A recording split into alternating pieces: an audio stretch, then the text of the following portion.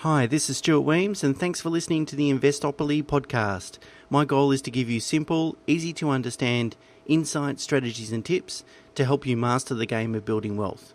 In this episode, I'd like to ask the question, is now the right time to buy an investment grade apartment in Melbourne? Firstly, let me start by saying that we can't time the market. Well, we can try, but the problem is that no one's produced a methodology to consistently predict with accuracy what markets will do in the short term. So without a doubt, I'm a big fan of just running your own race, closing your eyes, don't worry about market sentiment or what other people are saying, and invest when it's right for you to do so. However, putting that aside, sometimes you can see markets in imbalance, and if you're lucky enough to sort of pick it, you can potentially earn significant returns in the shorter term. And I think perhaps the investment grade apartment market in Melbourne might be exactly that. So let me explain. Firstly, when I talk about investment grade apartments, I'm talking about older style properties that probably built before 1970, that are mostly land value, that have a lot of scarcity, that are in prime locations, that have proven to generate strong capital growth over the last 30 years or so. So there's probably less than 5% apartments that would meet that grade or would meet that definition. So I'm not just talking about apartments, holus bolus. Okay, so what's happened in the past 5 years? Pretty much nothing. There's been very little growth, whereas there's been significant growth in the housing market in Melbourne. So again, investment grade houses in the same suburbs have done a lot better than older style apartments.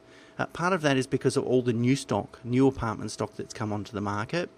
It peaked in 2015 of around 20,000 apartments were built, and it's predicted to reduce to one third of that amount in the next couple of years. So it's a significant reduction in new stock. As you can imagine, developers have big marketing budgets. They've got shiny new properties to sell. If you're in the market, either as an owner-occupier or an uneducated buyer, because I've spoken about how off-the-plan properties don't make good investments, then they're probably going to attract your dollars. And that's what's probably been happening, causing the flat market for the last 5 years. It's important to note that in markets there's a strong trend of mean reversion, and that means that investments tend to revert to their mean long-term performance. So that is, if they go through a period of very strong growth, it's typically followed by a period of very flat growth, or vice versa. If it's a flat period, it's followed by a strong period.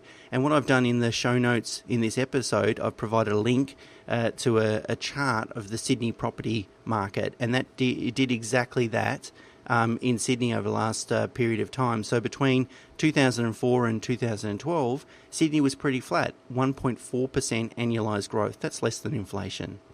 But between 2012 and 2017, the growth rate was 14.2%, so it's certainly made up for lost time. And if you look at the average growth between 04 and 17, so over that whole period, it's closer to the long-term mean. So it says that if markets are down for a period of time, they will bounce back.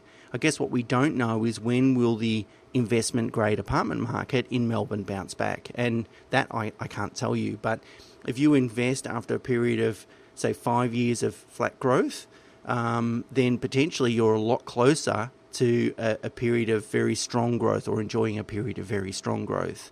And arguably, if you buy well, materially you'll probably buy for prices that people were paying 5 years ago. So, you've saved yourself a little bit of money rather than getting in early. If you did buy an investment grade apartment in the last 5 years, don't stress. It's a long-term investment, and no one can pick these cycles and so forth. And of course, I could be wrong.